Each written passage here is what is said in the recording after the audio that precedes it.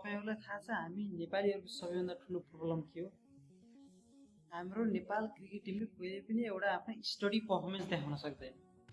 कहिले ए लेभलको गेम देखाइदिन्छ भने कहिले माइनस। हो त्यही भएको छ। लास्ट दुईवटा म्याचहरुको सिनारियो हेर्ने हो भने हाम्रो नेपाल क्रिकेट टिमले ठ्याक्कै त्यही गरेको छ। इङ्ल्यान्डसँग त्यति राम्रो पर्फर्मेन्स गरेर आएको नेपालले इटालीको सामुन्ने घोडा टेकेको छ। हुन त यो हुनु नै थियो जब नेपालले इङ्ल्यान्डलाई अलमोस्ट बिट गरेको थियो। त्यसपछि जति पनि आउटसाइड नोइजहरु भयो, फेमहरु पाए, जुन प्लेयरको बारेमा कुरा हुन थाल्यो नि एक दुईवटा प्लेयरहरु हो, त्यो कन्फिडेन्स नै ओभर कन्फिडेन्स हुन गएको। त्यो प्रशंसाहरु, त्यो फेमहरु, त्यो आउटसाइड नोइजहरु कति बेला कम्फर्ट हुन पुग्यो नेपालले थाहै पाए। हो त्यो कम्फर्टले नेपाललाई यो म्याच लाइटली लिग्यो। नेपालले भुल्यो कि इटली पनि वर्ल्ड कप खेल्न आइरहेको। इटलीले पनि स्कटल्यान्ड जस्ता ठुल्ठुला टिमहरुलाई हराएर यहाँ आएको हो। नेपाली ब्याट्सम्यानहरुमा कुनै सेन्सिबल देखिँदैन। फर्स्ट 6 ओभरमा 46 फर 1 थियो नेपाल। त्यो कुनै एउटा ब्याड स्कोर होइन। इटली र नेपालको सिनारियो हेर्ने हो भने त्यो स्कोर एकदम राम्रो थियो। कुशल भुटतेलको अर्ली विकेट गए तापनि बाँकी दुईवटा ब्याट्सम्यानहरुले राम्रो पारी खेलिरहेका थिए। त्यसपछि अचानक दुवै ब्याट्सम्यानहरु सोलो हुन पुग्छ।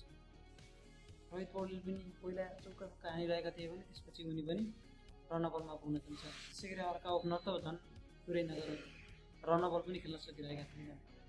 इभन जसोतसो 96 पर 3 थियो नेपाल, त्यो पनि 14 ओभरमा। इभन हामीसँग 6 ओभर बाँकी थियो। त्यसपछि पुरै हार्ड हिटरहरु ब्याटिङ लाइनअपमा थिए।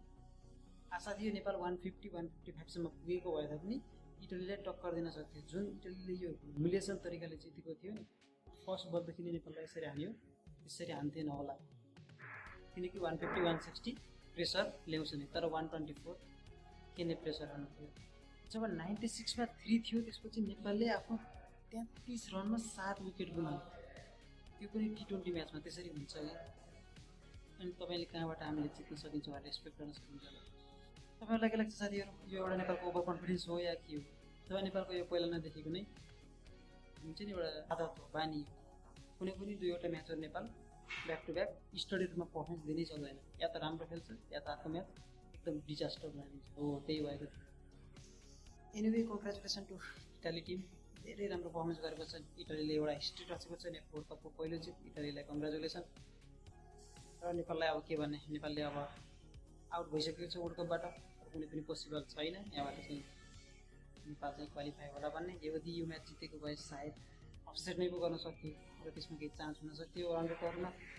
तर बट नेपाल दुईवटा टिमहरुसँग हारिसकेको छ। अब बचेको दुईवटा म्याचहरुमा आफ्नो लाभ बचाउने काम मात्र हो। र मलाई लाग्दैन नेपालले त्यो दुईवटा म्याचहरु पनि जित्छ। र साथीहरु, तपाईहरुलाई आजको नेपालको म्याच हेरेर के लागेको थियो अनेस्टली आफ्नो कमेन्ट गर्न नभुल्नु होला। र यस्तो नयाँ भिडियोहरुको लागि च्यानल सब्स्क्राइब गर्नु होला। मिल्छ नयाँ भिडियोको साथमा। अहिले जय नेपाल।